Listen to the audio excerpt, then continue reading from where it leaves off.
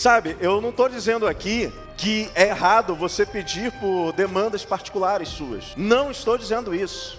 Você pode chegar em lugares inimagináveis através da oração. Quais são as verdadeiras prioridades da sua vida? Porque o que você pede aponta para aquilo que é prioridade na sua vida. Eu não digo nem o que você pede. O conteúdo da sua oração, ele aponta para as prioridades que você tem na sua vida. E aí eu pergunto se a oração que frutifica, ela expressa prioridades corretas. Jesus vai nos ensinar no Sermão da Montanha quando ele diz: buscai primeiro o reino de Deus e a sua justiça, e todas essas coisas vos serão acrescentadas.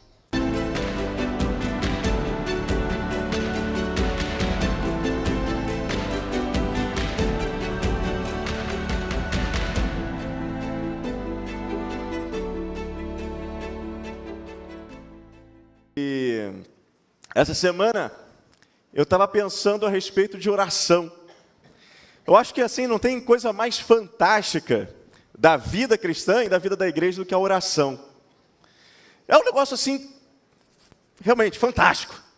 Você imaginar que elevando a sua voz, você está se direcionando ao Deus Todo-Poderoso, Criador dos céus e da terra. E aí você tem textos como o do profeta Isaías, que diz que os braços do Senhor não estão encolhidos de maneira que não possa nos salvar, e nem os seus ouvidos tão agravados que não possa nos ouvir. Essa predisposição de Deus em querer nos ouvir. Pedro também fala que os olhos do Senhor estão sobre os justos, e Ele está atento à sua oração. Você imagina que Deus está assim, aguardando que a gente eleve os nossos pensamentos a Ele em oração. E engraçado que já houve um momento em que eu questionei o motivo pelo qual a gente ora. Que eu falei assim, gente, talvez não faça muito sentido orar. Porque Deus é todo poderoso, não é? Ele não é onisciente, não é? Onisciente significa o quê? Sabe todas as coisas. Mas justamente por causa da sua onisciência que o salmista vai dizer e vai orar, né? Antes que a palavra chegasse à minha boca, tu já me conheces. E aí então ele passa a louvar a Deus justamente pela sua onisciência. Porque Deus, ele é antes de tudo um Deus relacional, um Deus que ele quer se relacionar conosco, ele quer se relacionar com a sua criação, e por isso que ele aguarda ansiosamente a nossa oração. Porque também quando nós oramos, e aí eu estou dizendo daquela oração assim que você separa um tempo para estar orando, é aquele momento que a gente está com o nosso foco todinho nele. E oração também, assim, muito mais do que falar, é o momento de você receber respostas. Não é o que diz a palavra de Deus lá em Jeremias 33? Clame a mim e responder-te-ei, e anunciar-te-ei grandes coisas e firmes que não sabes. É um momento de revelação.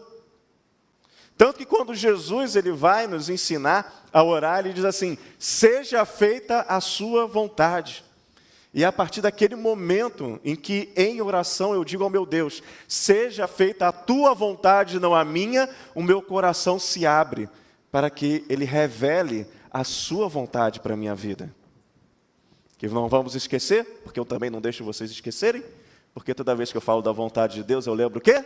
Ela é boa, perfeita e agradável. Né?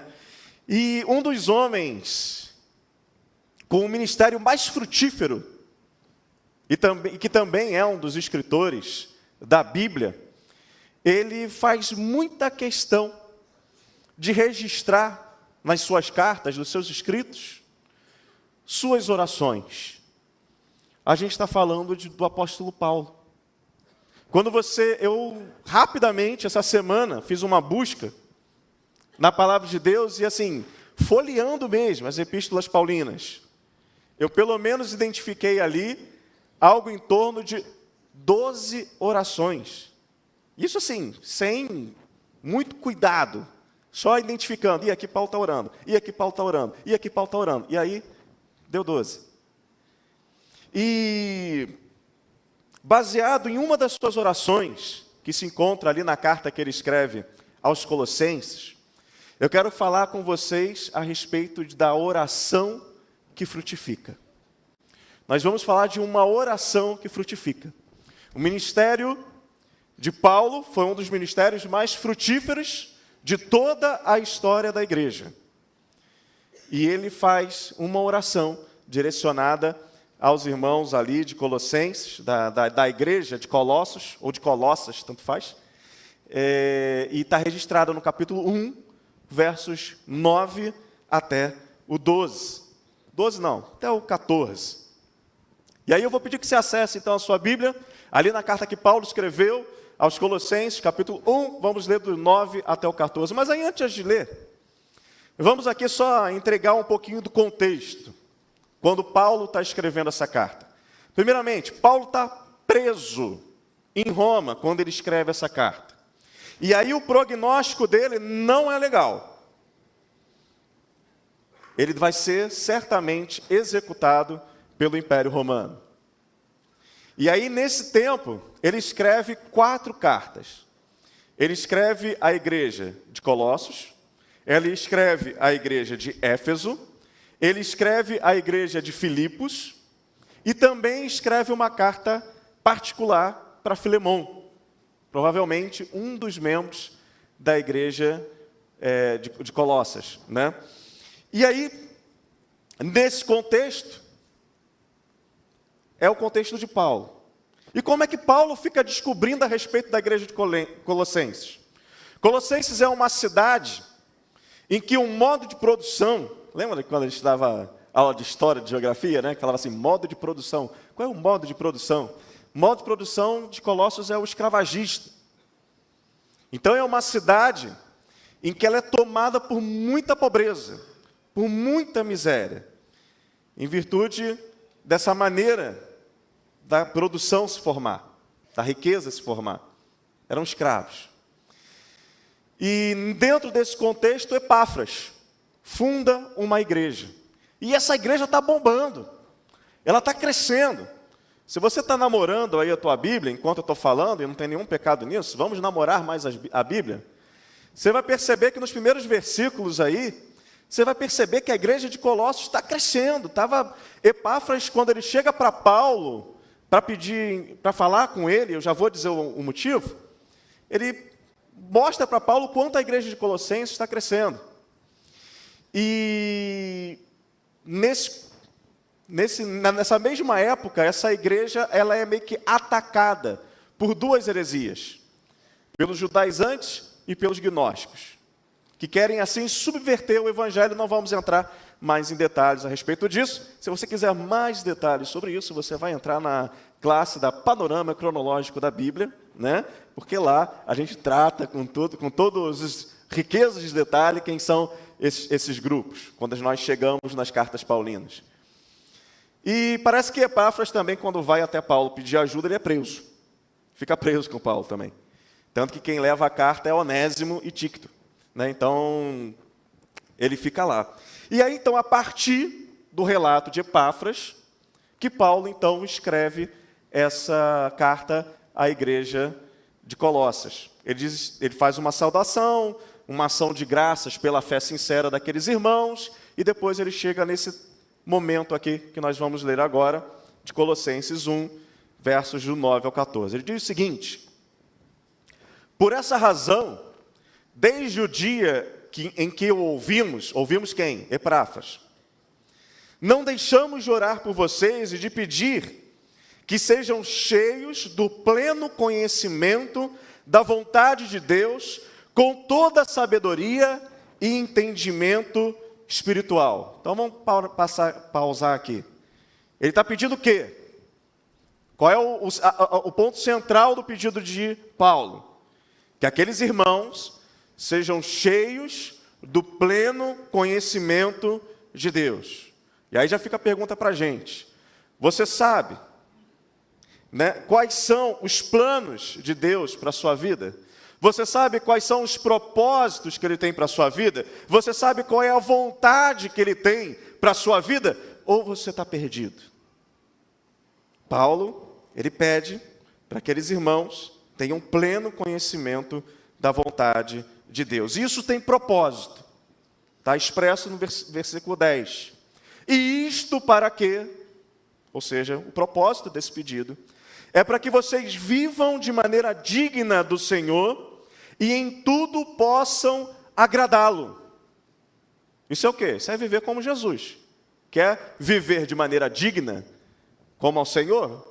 Você tem um perfeito modelo como de Cristo, que Ele diz, eu vim para fazer a vontade do meu Pai. Perfeito. Frutificando em toda boa obra, crescendo no conhecimento de Deus e sendo fortalecidos com todo o poder, de acordo com a força da sua glória. É o poder do alto. É o poder do alto. Poder que vem dos céus, para poder vencer todos os desafios que aquela igreja estava vivendo. E para que tenham perseverança e paciência com alegria. Olha que interessante, se você está com uma tradução aí mais antiga, de João Ferreira de Almeida, talvez você vai ler a palavra paciência e longanimidade. Uma palavra, ela está relacionada às circunstâncias.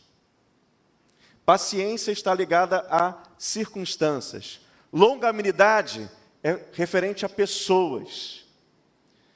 E aí você pensa agora naquele irmãozinho ou naquela irmãzinha, ou naquele camarada, seu vizinho, ou no seu colega de trabalho, que ele é um lindo bife de pescoço. Ele é aquela pessoa que é carne de pescoço. Então, só poder do alto para você conseguir ter longanimidade, paciência com alegria. É isso que Paulo está pedindo aos irmãos ali de Colossenses. E aí dando graças ao Pai, que nos tornou dignos de participar da herança dos santos no reino da luz. Ou seja, ele diz que a gente precisa ser agradecido ao Senhor. E ele diz o porquê que a gente precisa ser agradecido ao Senhor.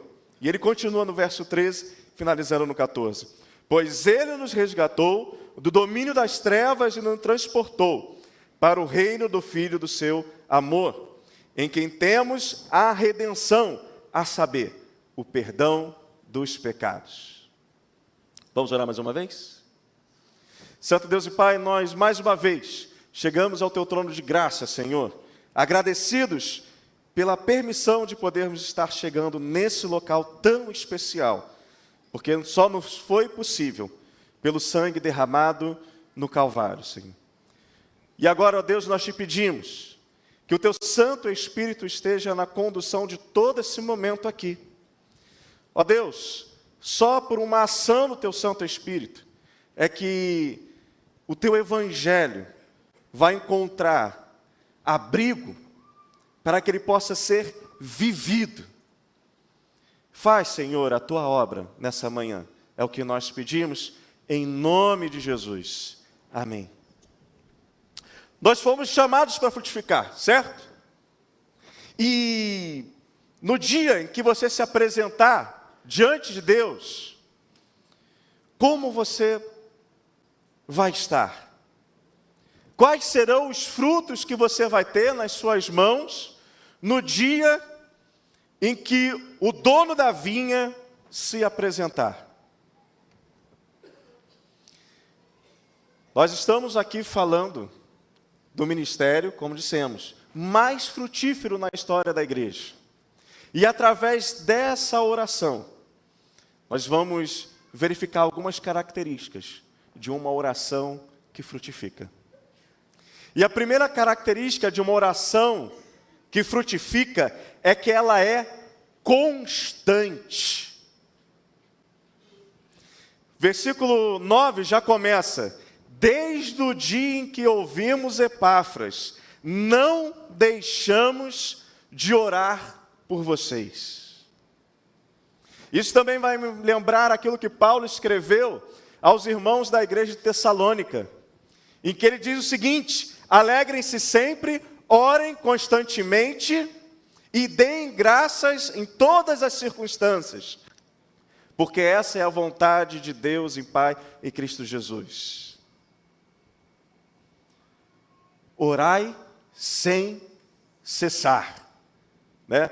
Às vezes a gente lê a Nova Versão Internacional e no nosso coração está João Ferreira de Almeida, né? E aí a gente sabe que é regozijai-vos e orai sem cessar, né? Na versão antiga. E aí algumas pessoas falam assim: mas como é que eu vou orar sem cessar? Porque eu vou estar dirigindo, como é que eu vou fechar meu olho para poder orar no momento que eu estou ali no trânsito? Mas a gente sabe que oração, você não precisa fechar o olho, né? Vocês sabem disso. Inclusive, é uma coisa bastante interessante. Depois que passou a pandemia, muitas vezes quando eu estou aqui na igreja e estamos em oração, às vezes eu estou de olho aberto.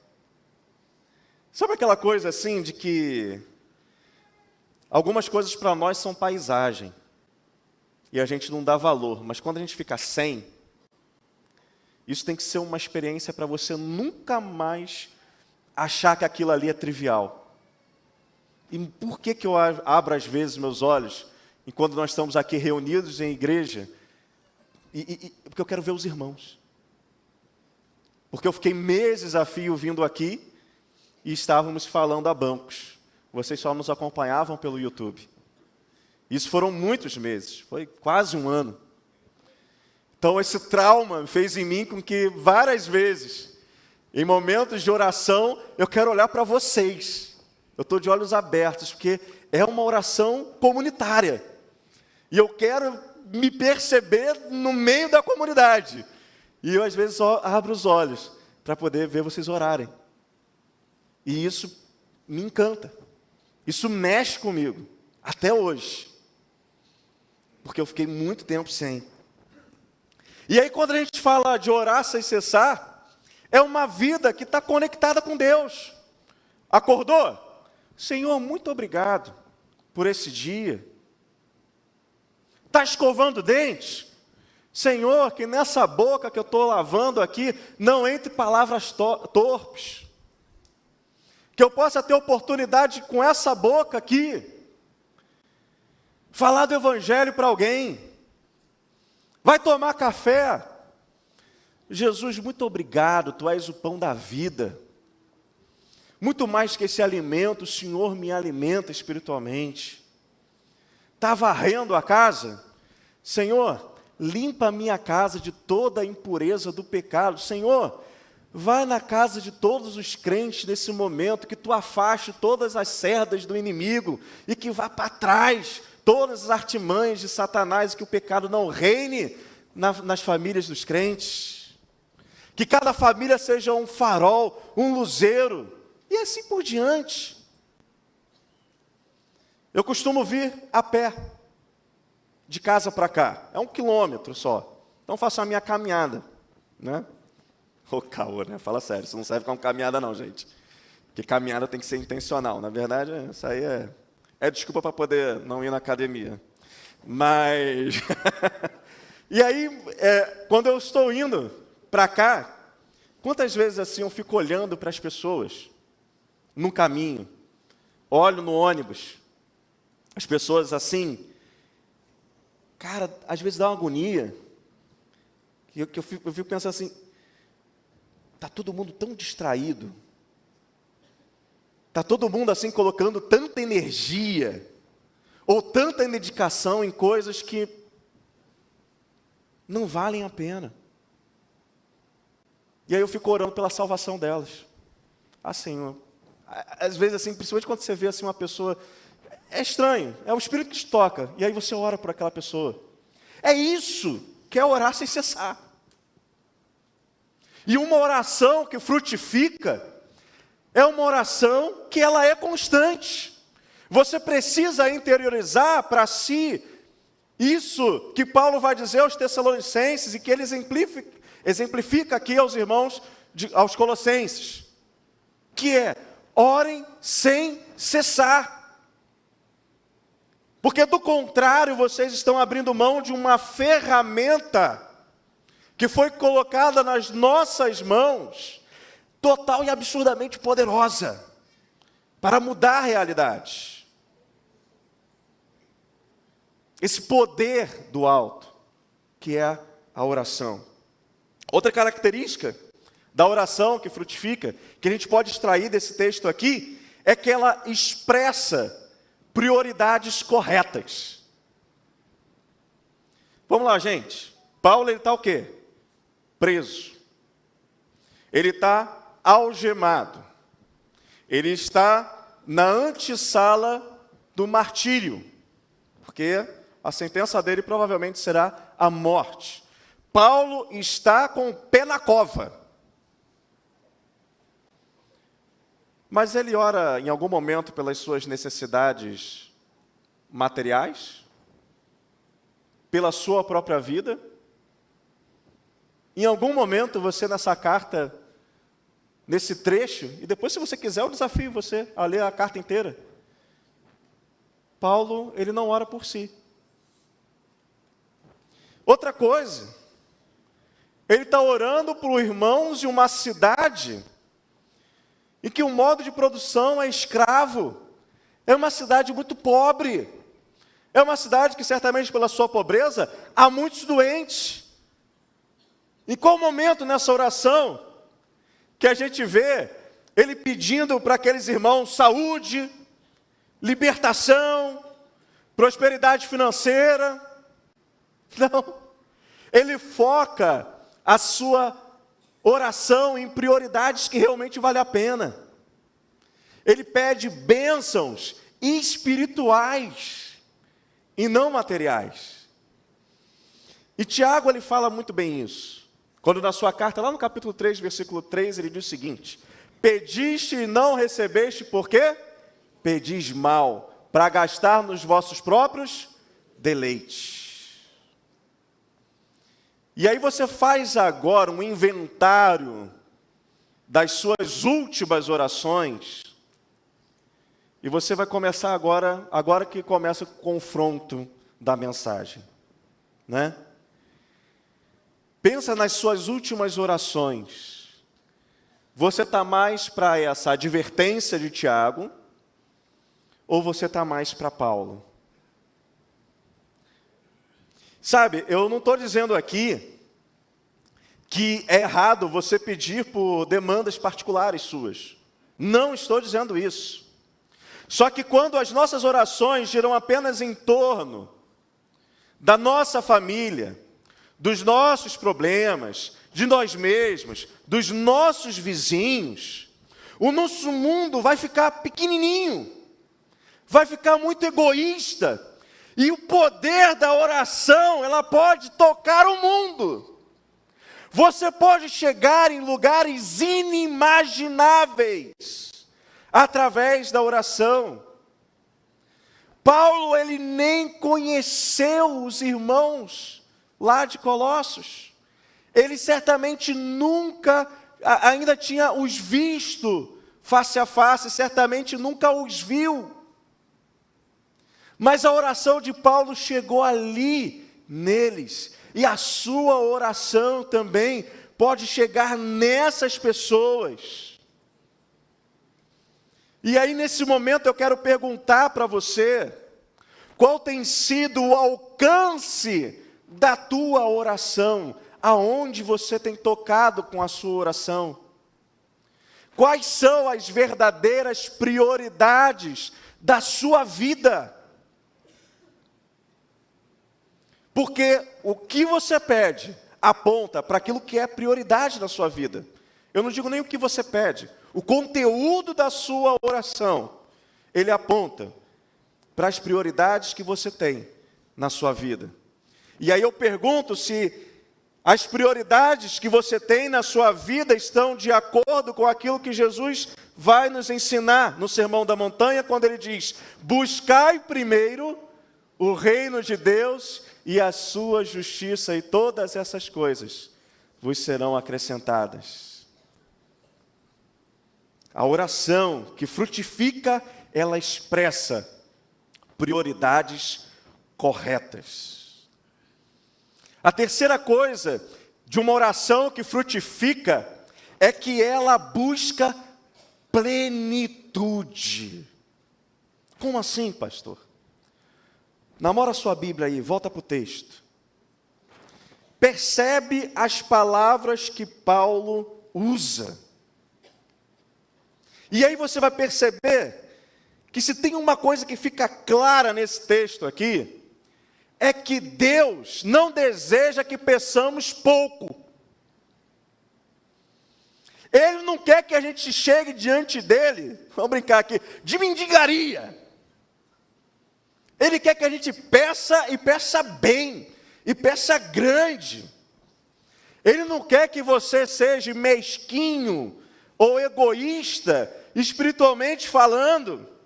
Por isso que Paulo ele vai ter expressões como no versículo 9, estejam cheios do quê? Do pleno conhecimento da vontade de Deus. Ainda no versículo 9, ele pede sabedoria? Não, ele pede toda a sabedoria e entendimento espiritual. Ele diz o seguinte, ó, que vocês em tudo possam agradar ao Senhor, que vocês frutifiquem em toda a boa obra, que vocês sejam fortalecidos com um poderzinho vindo do alto, não, com todo o poder e a força da glória de Deus, que vocês tenham toda a perseverança, paciência, com alegria. Por quê? Porque quando Deus, ele se fez carne, ele diz o seguinte, eu vim para que vocês tenham vida e a tenham em abundância, em plenitude. Então, quando pedirem ao Senhor, com o foco correto, dizendo as prioridades corretas, busquem a plenitude. Porque Deus, ele não precisa economizar. Se alguém tem falta de sabedoria, peça, que ele dá liberalmente. Não tem reserva, é infinito. Não seja tímido. Porque Deus, ele tem para você a plenitude daquilo que ele tem reservado para você. E, finalmente, uma oração que frutifica. Chegamos aqui no último ponto. É aquela que demonstra gratidão. Lembra do primeiro versículo que eu citei? De Tessalonicenses? Ele diz o quê? Alegrem-se sempre, orai constantemente e deem graças em todas as circunstâncias. Vocês já viveram com alguém ingrato? Vocês já experimentaram a ingratidão? Mãe tem disso, né? Mãe tem as suas frases de ingratidão, né? Eu te carreguei 9 meses aqui, ó. E você fazendo isso comigo. Eu até lembro, né? Quando a gente teve um fórum aqui, a irmã Márcia estava aqui no povo, ela falou assim, aluguel caro esse, hein? Ou aquela outra frase assim, quando eu morrer, aí vocês vão me dar valor. O bacana é quando a gente faz alguma coisa certa, ela diz o quê? Não fez mais do que a sua obrigação. Show de bola isso, né, gente? Isso é família, coisa bacana demais. Mas o coração do ingrato, ele parece o deserto recebendo chuva, que recebe assim com toda força, mas não produz nada.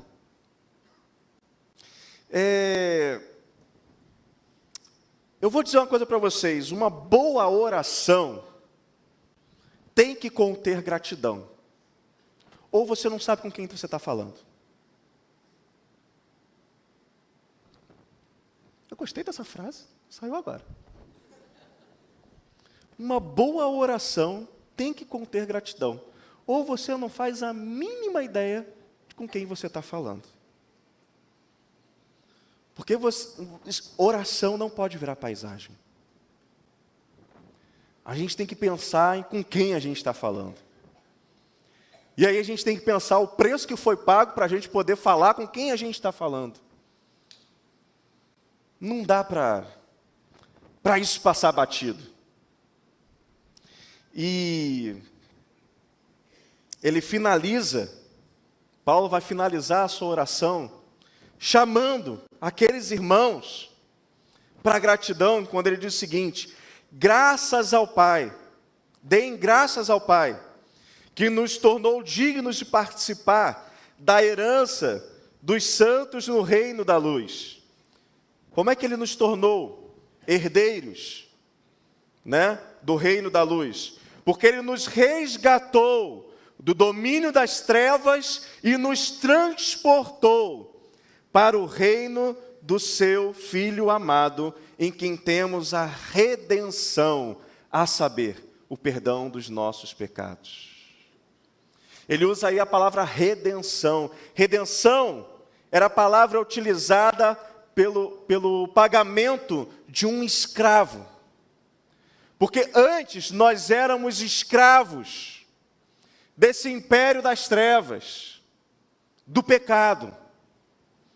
Aqueles irmãos, membros da igreja de Colossas, muitos deles eram escravos, dominados do império romano. Mas todos eles foram redimidos, comprados pelo sangue do Cordeiro de Deus, e não eram mais escravos do pecado. E por isso que, a despeito de toda circunstância, Paulo, que estava preso, aqueles irmãos em condição de miséria, sendo atacado por heresias, sendo perseguido pelo Império Romano, Paulo chama para que eles deem graças. Porque mesmo pobres nesse mundo, nós somos muito, mas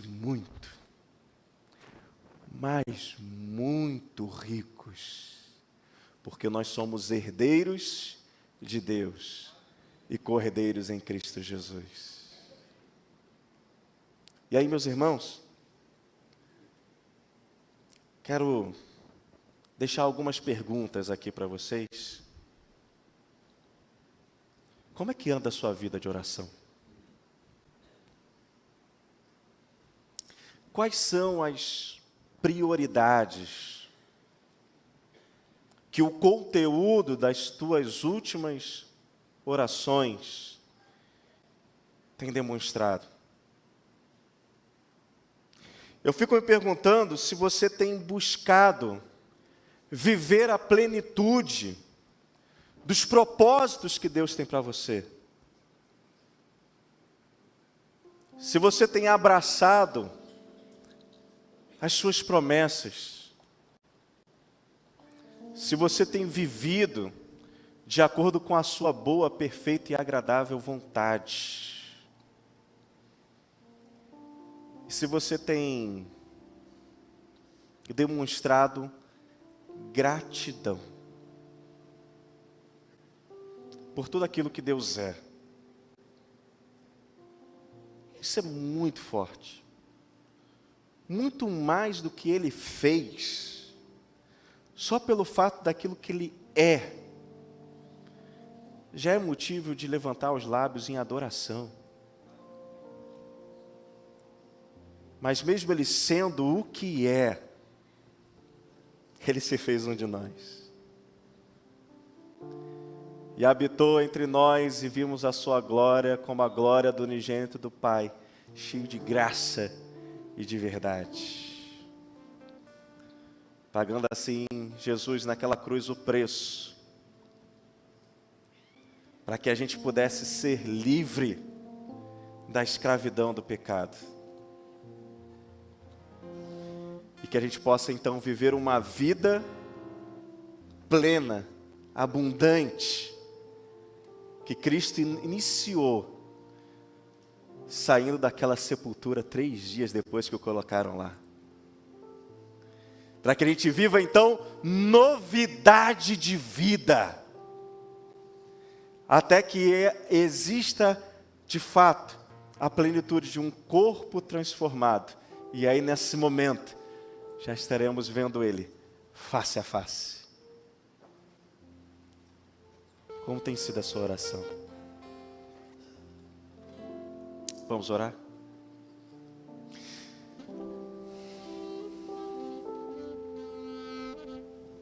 Ô Pai,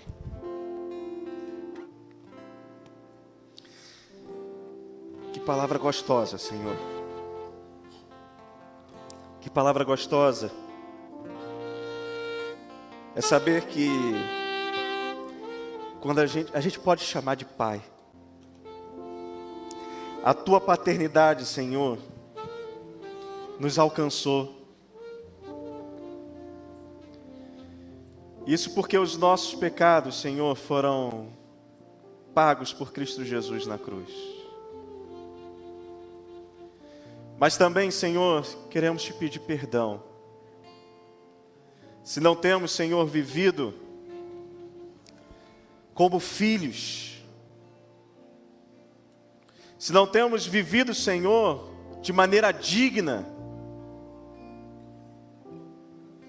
se não temos vivido, Senhor, a plenitude daquilo, Senhor, que Tu colocaste para as nossas vidas. E eu quero agora, Senhor, me unir com os meus irmãos. Ó Deus, que o Teu Santo Espírito, Senhor, possa estar nos invadindo, Senhor.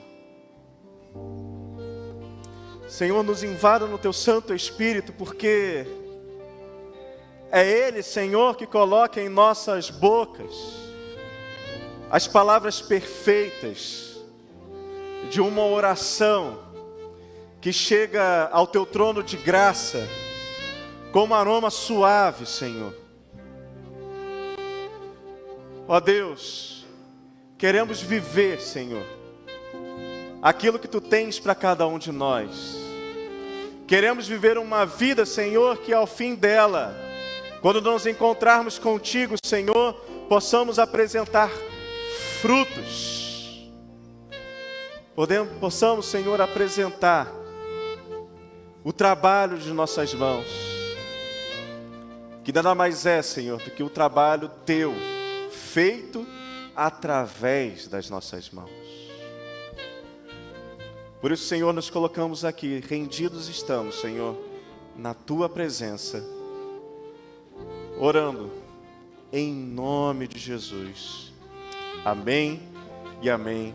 Louvado seja o nosso Deus.